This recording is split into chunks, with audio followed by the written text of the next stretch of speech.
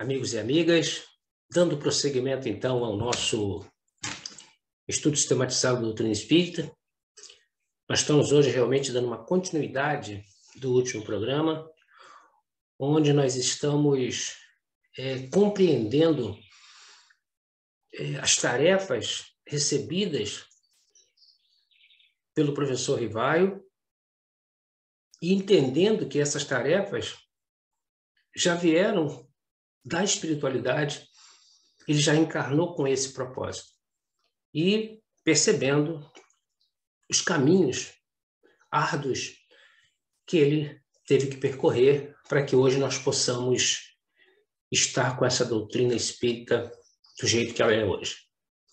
Vamos dar o prosseguimento, então? Então vamos, né?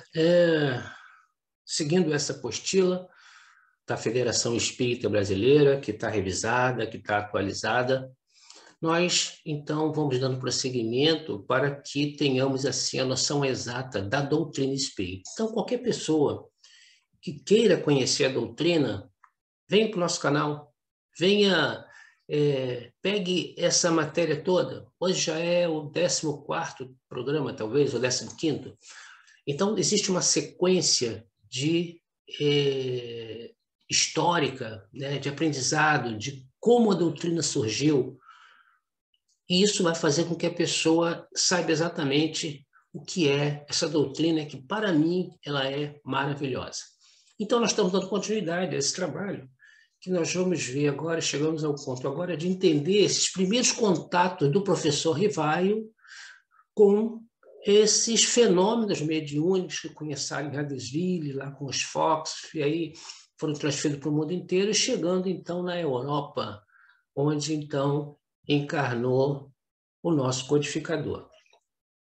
E aí, como é que a gente fez? Da última vez, nós falamos, então, nós paramos onde Kardec, depois de quase um ano de entendimento, de busca, ele vai ao Espírito Verdade, ele tem essa permissão divina e vai questionar, e o Espírito Verdade traz para ele várias informações, mostra para ele o que ele teria que enfrentar. Porque como ele já estava assim, ciente do que era a doutrina, ciente de que ele teria um trabalho árduo pela frente, o Espírito Verdade passa para ele que ele vai ter muitas decepções, passa para ele que ele vai ter muitos dissabores, né? E ele fala que a missão dele não basta simplesmente a inteligência, porque ele era um espírito assim com muita inteligência, mas que ele ia precisar de humildade, de modéstia, de desinteresse, e fala para ele, inclusive, que ele teria até decepções com pessoas que ele amava, né? Ou que ele, pelo menos, acreditava que estaria ao lado dele o tempo todo. E nós terminamos, então, o nosso último programa com essa informação, que o Espírito Verdade fala para ele que ele vai ter que ter devotamento, abnegação e disposição a todos os sacrifícios. E aí, para a gente começar, para te dar continuidade, então, o que o Espírito de Verdade falou e o que se prossegue daí, a gente questiona assim, todos nós que aqui estamos encarnados, nós, espíritas, principalmente, entendemos que tem um significado, tem um porquê.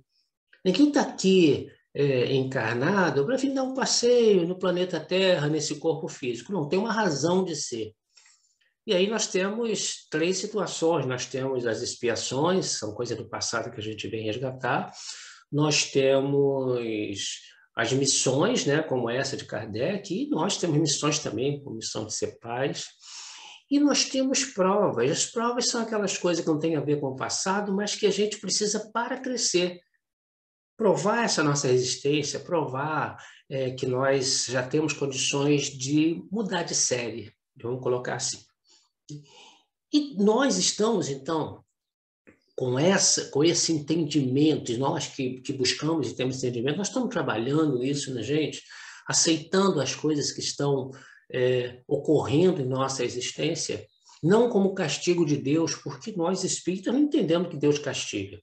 Deus nos dá oportunidade. Então, qualquer dor física, moral, mental, espiritual, tudo que vem para a gente não é castigo, oportunidade. Ouça quem tem ouvidos para ouvir. Então, a gente tem que analisar as coisas, mas nunca no entendimento de que Deus, sendo justiça e amor, vai nos fazer sofrer. Eu sempre falo que Joana de Anjos coloca que a dor é opcional, a dor ela é importante, é necessária, mas o sofrimento é opcional. Você ficar macerando, você ficar remoendo as coisas é ruim. E o Espiritismo traz isso para a gente. Bom, vamos dar prosseguimento, então, a esse nosso estudo. Então, o Espírito Verdade vai concluir essa frase dele dizendo assim: vês assim que a tua missão está subordinada à condição que dependem de ti, assim como nós, depende de nós dar cumprimento às nossas tarefas aqui na Terra. Não adianta a gente ficar culpando esse ou aquele, né? Muitos culpam, são os espíritos ruins, que não, depende da gente dar prosseguimento. E conhece a verdade te libertará. É nesse sentido, conhecer a verdade, mas trabalhar em cima, não de fato conheço a verdade e não fazer nada. Após o diálogo com o Espírito Verdade, estando mais lúcido, né, mais entendido sobre o que lhe competiria fazer daí para diante, porque agora ele já sabe que a missão realmente é árdua, ele sabia que a missão é difícil. Rivail elevou a Deus uma prece, relevando humildade e total submissão aos desígnios superiores. Eu fico tentando entender essas coisas assim. O Espírito encarna com uma missão importante dessa, que não é uma missão qualquer, uma missão muito importante, que essa missão muda o mundo. E aí parece que chega um momento que existe uma senha, existe um estalo que faz com que a tua consciência, que você acorda, né? É o despertar. Quando eu lembro de Paulo, né, ou de Saulo, eu lembro que ali na estrada de Damasco, quando ele pergunta quem és tu, ele fala, eu sou Jesus que o persegue, aquela ali seria a senha. E ele acorda, e ele volta para a missão dele. E tantos outros, né? A gente vê aí Francisco de Assis, né? Quando ele toma aquela mudança radical. Eu penso em Siddhartha Gautama, que era rico. Então, assim, parece que existe um momento. E nesse momento que o Espírito de Verdade fala isso para ele, que ele ainda estava naquela dúvida. Parece que nesse momento a missão dele cai em peso, ele entende que era dele a missão, porque até então, como a gente viu no último programa, ele ainda, puxa, mas eu tenho essa capacidade, eu que vou fazer isso. E aí então ele vai fazer uma prece, essa prece está registrada. Senhor, pois que te dignaste lançar os olhos sobre mim para cumprir dos teus desígnios, faça-se a tua vontade. Está nas tuas mãos a minha vida. Dispõe do teu servo. Reconheço a minha fraqueza diante de tão grande tarefa. A minha boa vontade não desfalecerá. As forças, porém, talvez me traiam. Supre a minha deficiência. Dá-me as forças físicas e morais que me forem necessárias. Ampara-me nos momentos difíceis e com o teu auxílio e dos teus celestes mensageiros, tudo envidarei para corresponder aos teus desígnios. Então ele faz essa prece, né? Uma prece singela, uma prece de humildade.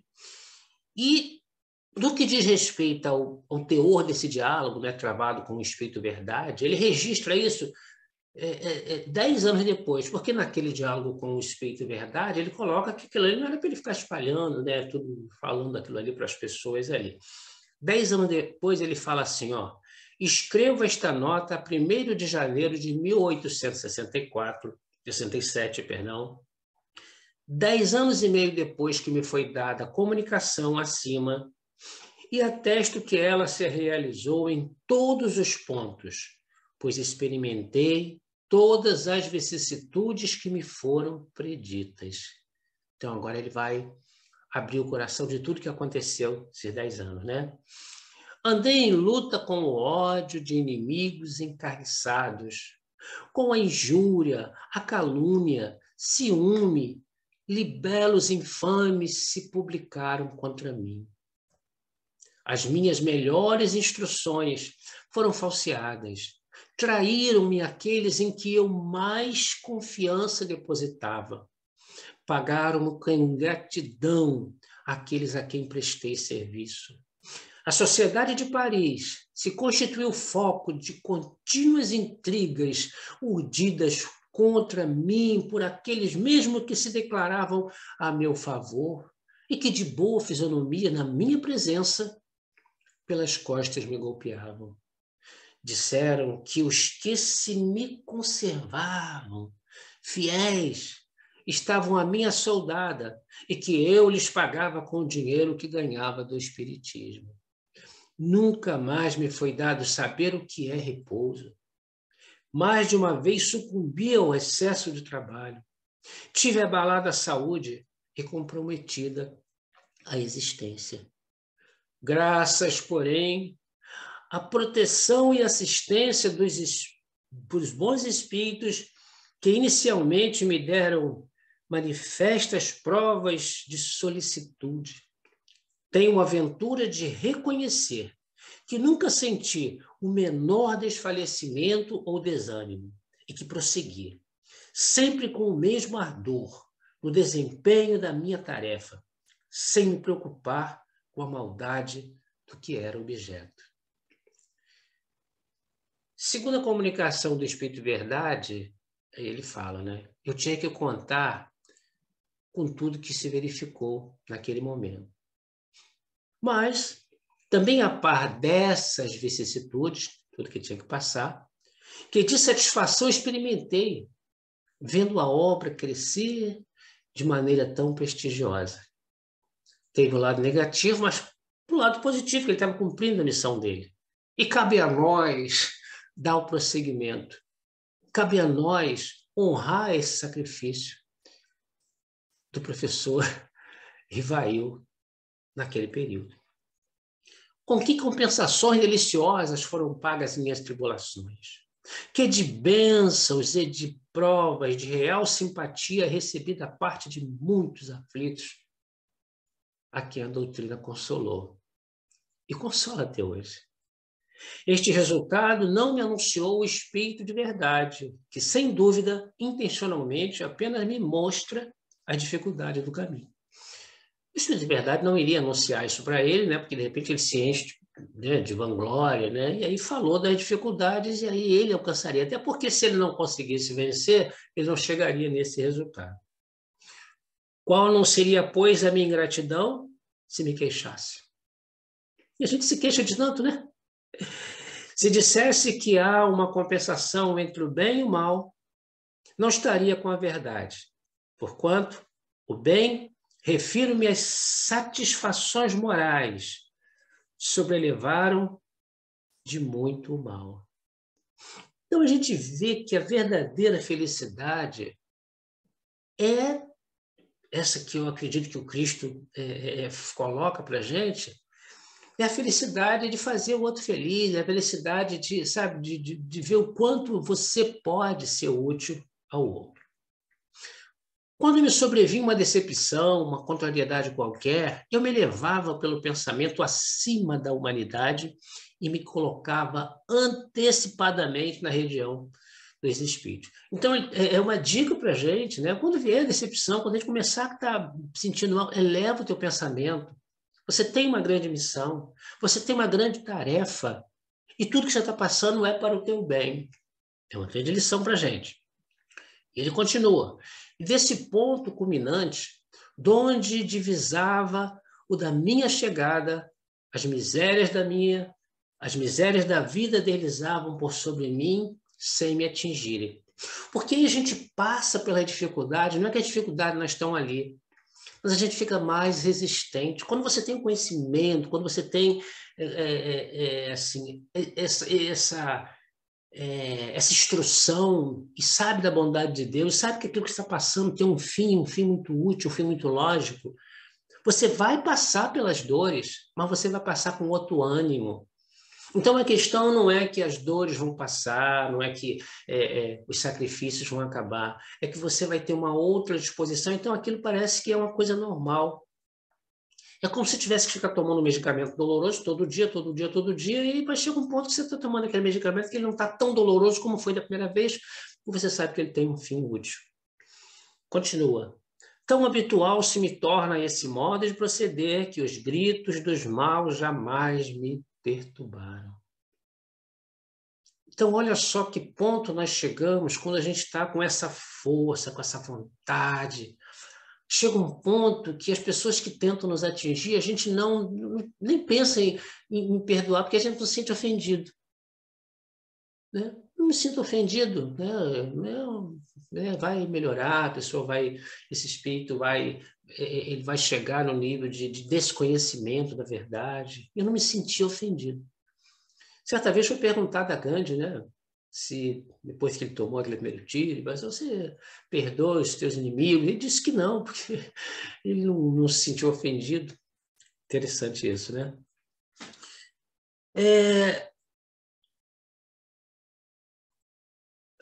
Bem, então aí a gente observa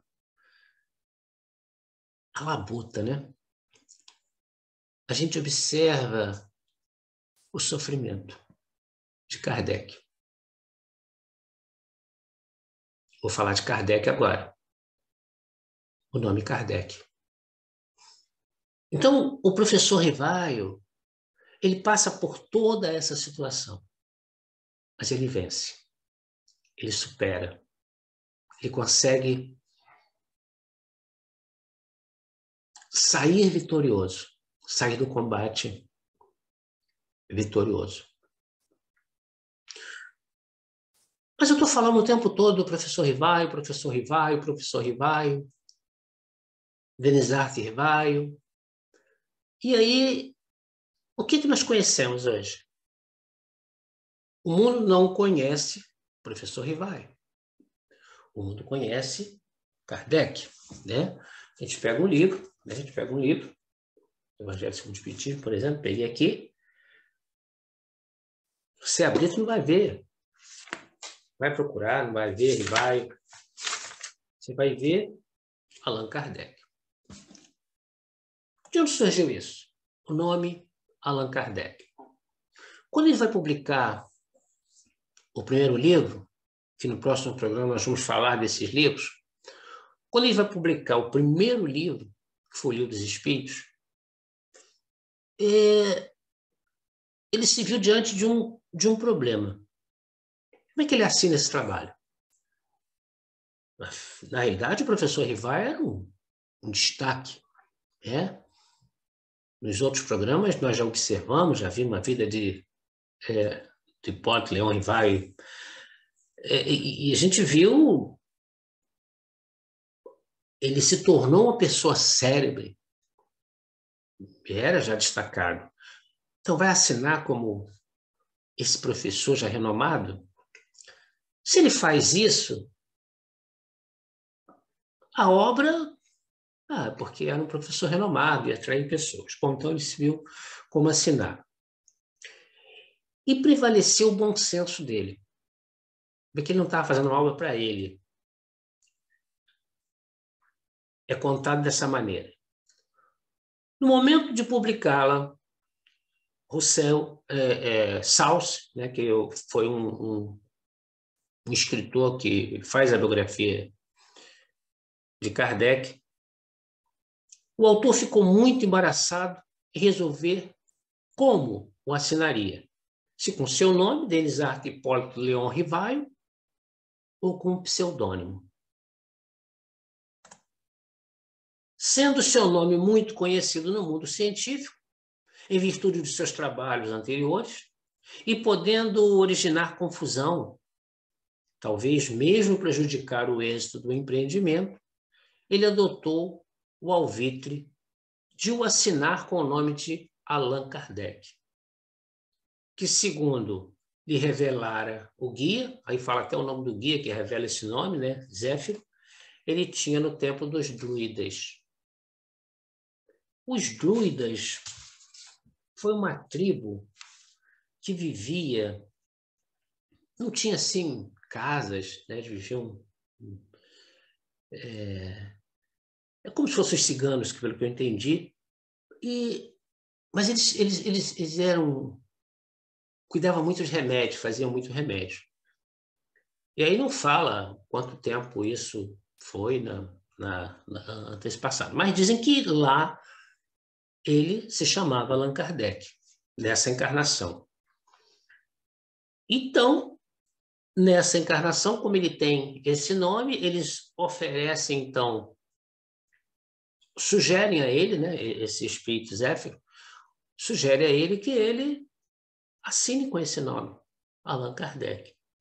E a partir daí, ele passa, então, a assinar dessa maneira, e toda a obra dele, que nós vamos ver no próximo programa, ela fica, então, com esse pseudônimo. Então, quando a gente fala em Allan Kardec, nós estamos falando em um espírito evoluído, um espírito que faz parte da família do Espírito Verdade. Falando no Espírito Verdade, né? A gente tem coisas que não nos interessa, ou seja, tem coisas que não vai acrescentar ou tirar. Então, ainda existe entre nós, assim, dúvidas quem era o Espírito Verdade, mas as pessoas têm essa tendência. Dentro do movimento espírita, a gente vê muito saber quem foi esse, quem foi aquele, né? Qual foi a encarnação desse. Tem uns que é revelado claramente. Esses que são revelados claramente, a gente tá vendo, esse aqui, beleza, a gente sabe, vai fazer a história. Aqueles que não são revelados claramente, a gente não tem, assim, uma curiosidade em querer saber, em querer buscar, porque isso não vai modificar muita coisa no nosso aprendizado, no nosso grande objetivo. Bom, então tá aí, né? A partir de agora, então a gente deixa o professor Rivaio, né? Deixa o Denisart Hipólito Leon Rivaio, e a partir de agora, então, o nosso Allan Kardec assume a partir da publicação do Livro dos Espíritos, que no nosso próximo programa, nossa próxima semana, nós vamos nos ocupar em falar de cada uma dessas obras. Dessa forma, então, nós terminamos, agradecidos a Deus, assim, por tudo que tem nos oferecido, por tudo que tem nos proporcionado. Na próxima semana, nós vamos dar continuidade a essa atividade. E agora sim, não é mais o professor Rivaio, agora nós vamos falar do Allan Kardec, vamos falar das publicações, vamos falar dessas obras dele, e pedimos a Deus que abençoe a cada um de vocês, que abençoe a sua família. Lembrando que nós temos lá no Telegram, tá? Nós temos lá o Só Entrar o SEAB, um farol para o mundo de geração. Faça lá suas perguntas e nós vamos procurar responder da melhor forma possível dentro dos princípios doutrinários. Divulgue o nosso canal. Fale do Espiritismo. Divulgue o nosso programa, porque o nosso objetivo é levar o máximo de pessoas ao Espiritismo como ele é. Não para buscar adeptos do Espiritismo, mas para que as pessoas tenham o conhecimento do que é o Espiritismo e possam tomar suas decisões. Porque, para mim, o Espiritismo é uma ciência, uma filosofia, uma religião que supre as minhas necessidades. E o que é bom para a gente quer passar para os outros. Que a paz de Deus esteja com todos. Até o próximo programa.